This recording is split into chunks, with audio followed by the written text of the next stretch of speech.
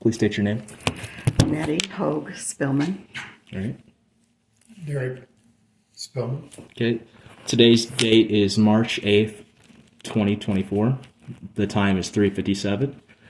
All right, Nettie. So, what is your, as you were growing up as a child, and I believe that you've lived in different states, as you've told me before, how did you see black people, and where were they at, like, in your lifetime? As a child, I didn't have much contact with them. We grew up in a town that they were very much mainly white, not a lot of black people around. So I didn't have much contact when I was younger. As I got older, I did. My brother-in-law is an African-American gentleman, and I have a nephew, which is his son, and then now I have 3 grandchildren who are African-American. Derek, same question. When I was growing up, I had a lot of black friends that were black, and I had paper routes for about 10 years, and most of my paper route, probably I'd say 60% of it, was in the black district. The town I grew up in, Rushville, I mean, it was segregated, but I think the segregation was from years earlier than now. It's just they just naturally lived in that same area. I never had no problem with black people. To me, black people were just like white people. There's good and bad in both of them, in my opinion. And of all races, there's good and bad. All right, I'll start with you now, Derek. As like you were reading newspapers or watching TV, how have you seen like either segregation or how they portrayed black people in your life? Well, I think a lot of them, they've been done wrong. I mean, in my opinion, they have anyhow. I'm not racist myself.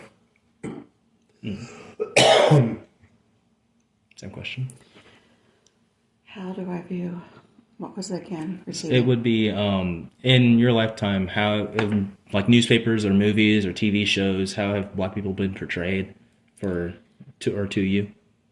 As growing up, again, I don't remember much about hearing about that very much, but as I got older, there's been a lot of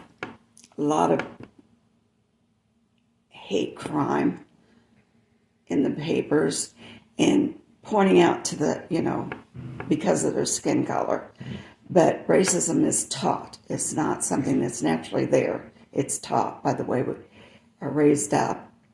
I never had any problem with any color race. They're all the same. I think they're all created in God's image, by God, for the same purpose, the same reason. All right, we'll start with you now, Nettie. This is the last question, I believe. It will be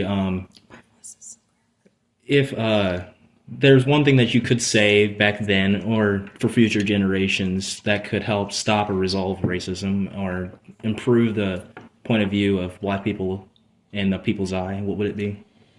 My advice to them is they need to search their hearts and look to God to guide and direct them, because I don't think God has any bias about any color, because he created it all. Same question. I really can't say I know of a really good way to do it, other than I just think the world needs to get along. In my opinion, the world's getting smaller and smaller because there's more and more people, and if they don't get along, I don't think things are going to be good in the future. But just talking about now, going to the moon and other things like that, and I think not only just the races need to get along, I think countries all need to get along together. I think the whole world needs to learn to live together. All right, thank you both for answering these questions. That'll be all. Thank you.